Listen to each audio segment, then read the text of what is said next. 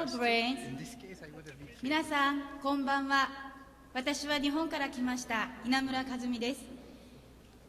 ここでスピーチをさせていただくのはとても貴重な機会です。本来なら私は自分の言語である日本語で皆さんにお話をするべきだと思いますが、さまざまな言語に通訳をスムーズにしていただくために、今日は英語でのスピーチに挑戦したいと思います。First of all, I would like to show my appreciation to the organizers of this conference for their hard work. It's a great honor to make a speech here today. My name is Kazumi Inamura. I'm a prefectural counselor and co-chair of Green Japan. I believe that many of you have become involved in politics through environmental issues, but in my case, the beginning was the great Kobe earthquake in 1995. The earthquake killed many people, just like Hurricane Katrina did, and I realized how vulnerable we humans are against the sheer force of nature. However, at the same time, I realized how powerful we are as well. People helped each other to overcome the hardship, and I felt that the tragedy made people closer and stronger. Ironically enough, the deprivation of convenience united the will of people and showed us what we are really capable of. I also realized that people tend to follow rules when they participate in the decision-making process.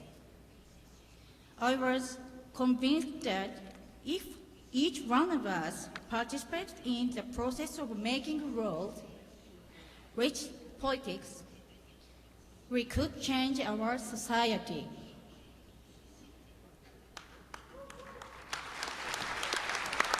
Unfortunately, most Japanese politicians still believe that economic growth is the root of all happiness.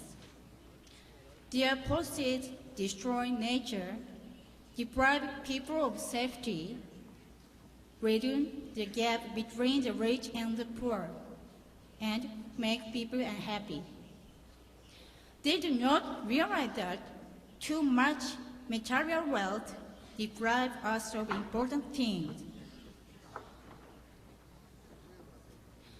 Under these circumstances, the activities of Green Japan are not influential enough and are always facing difficulties.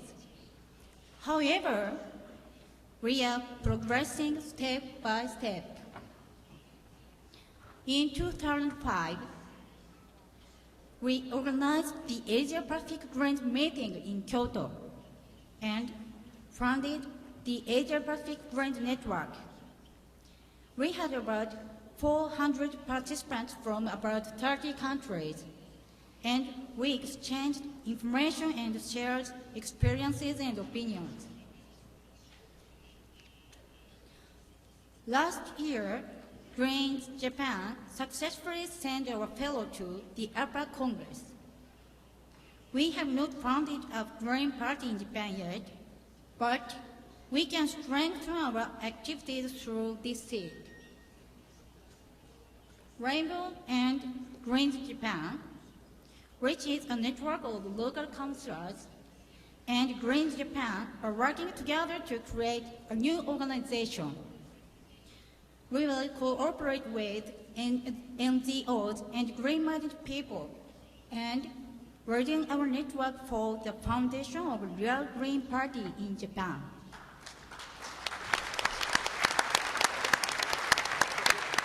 There are many earthquakes in Japan, and just July, a big earthquake in Niigata caused a fire at the Kashiwazaki nuclear power plant. It was the first time a nuclear power plant had been subject to such a violent quake. Scientists point out that many nuclear power plants in Japan operate in earthquake zones, and this could lead to fatal accidents.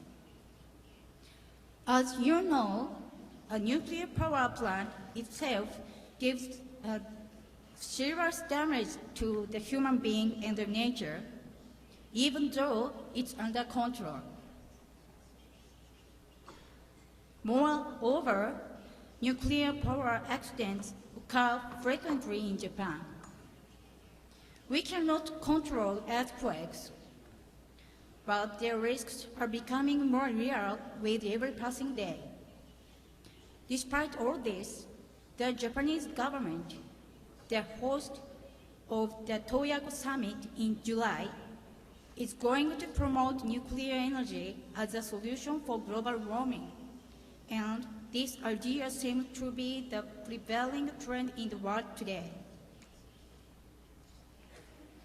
We have to stress that the answer does not lie in the nuclear energy, which is too hard to handle for human beings, but in the renewable energies, which is a gift from our Mother Earth.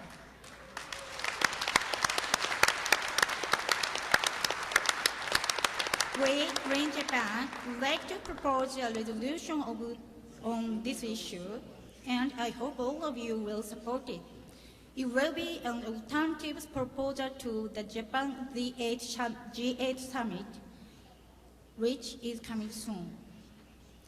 We will also organize a workshop on Friday afternoon to discuss about the prevention of military use in space and how to solve and prevent wars and conflicts, focusing on the significance of inspection after military interventions. We invite all of you to attend and share ideas. There is no time for us to stop. If global warming continues, we will suffer from far more serious disasters than we can imagine, and their precious biodiversity will be lost. We cannot change tomorrow's weather, but we can change our way of life and the policies of our governments.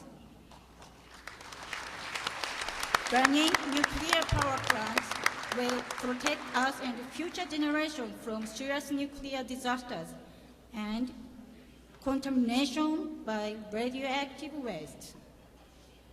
Rejecting the use of military forces will save children's lives jeopardized in meaningless conflicts that are taking place at this very moment.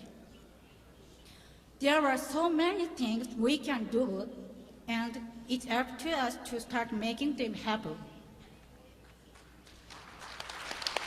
I have a 2-year-old daughter. Her life and many other children's lives depend on us. I hope this Congress will be an important step for the peace and the future of the earth. Thank you.